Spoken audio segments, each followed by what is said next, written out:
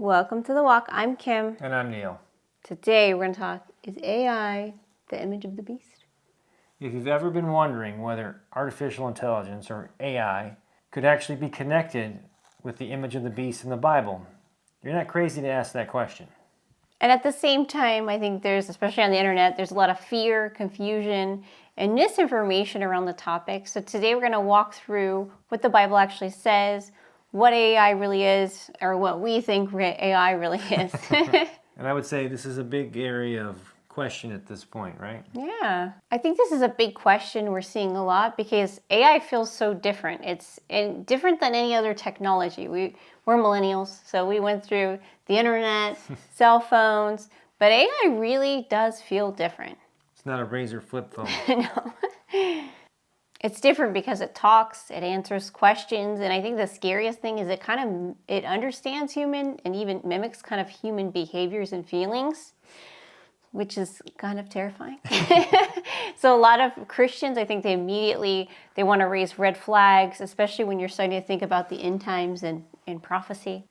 And the specific passage people are pointing to is Revelation 13. That's where it talks about the image of the beast being given breath so that it can speak and even cause people to be killed if they don't worship it. So when people see a machine that can, talk, can converse, if you will, it's not a stretch for them to start connecting these dots. Let's look at what the Bible actually says about this. But we need to slow down and actually look at Scripture and what it actually says, because this is where a lot of people, they go too far, or they don't go far enough, either way. Revelation describes an image that is not just speaking, but demanding worship and enforcing allegiance.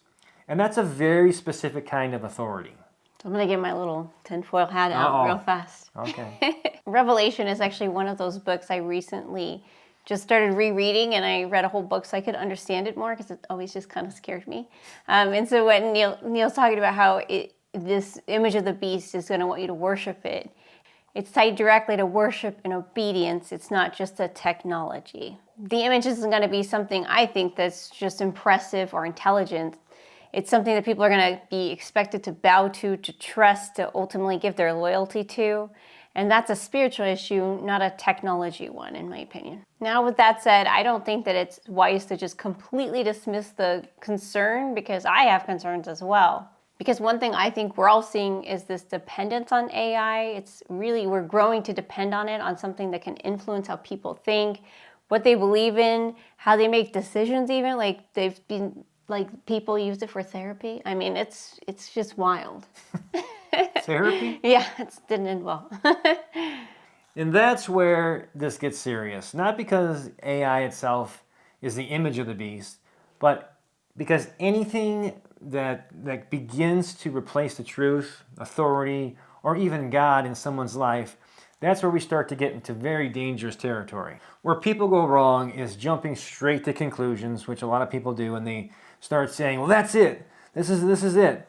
This is the fulfillment. This is the kind of thinking that actually distracts you from the reality that really matters, because now you're focused on the tool instead of the condition of your own heart. And then you have the flip side of the coin. You have the people who just completely dismiss it and just say, it's just technology, it doesn't matter at all. And that's not right either. Just because something is in the fulfillment of prophecy doesn't mean it doesn't have a spiritual impact. So the real question I think a lot of Christians are asking is, should I be using it? Is it wrong to interact with AI? Or should I use it as a tool in my life? And the answer comes down to how you're using it. If you're treating AI like a tool, which it is, something that helps you organize, learn, create, that's a very different thing than treating it as a source of truth, something you rely on in the place of God. There's a big difference between using a tool and trusting something. As believers, our trust and our truth and our guidance should come from God, not from a machine. So instead of asking, is AI the image of the beast, a question might be, is anything in my life starting to take place that only God should have? Because that's really the heart of the issue. Technology is going to continue to change. I mean, just in our lifetime, it's changed so much. But can you stay grounded in truth, in Scripture, in your relationship with God? And that's what shouldn't change. And the conversation doesn't stop here, because AI raises this kind of question. Then the next one is even bigger. You need to watch our next video right here on whether digital systems like ID, currency, and tracking could actually connect to the mark of the beast. Write your comments below. Thanks for walking with us. We'll see you in the next video.